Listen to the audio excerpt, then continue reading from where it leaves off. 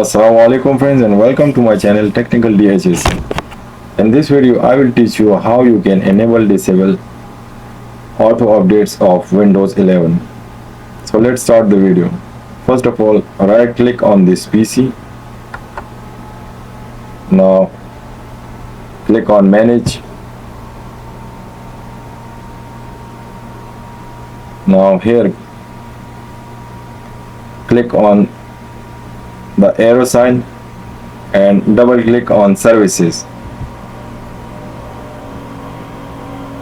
Here single click of your mouse and press the W from your keyboard. Now scroll down a little bit and find this option, Windows Update. Double click on it.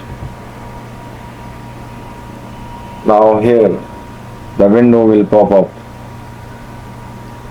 By default this option will be manual selected. Change it to disable, apply, OK. Now your auto updates of your Windows are disabled. If you want to enable again, so go to the same process and come to Windows Update, and here select automatic. Okay, what is automatic and what is manual? Automatic means that the window will update all files automatically.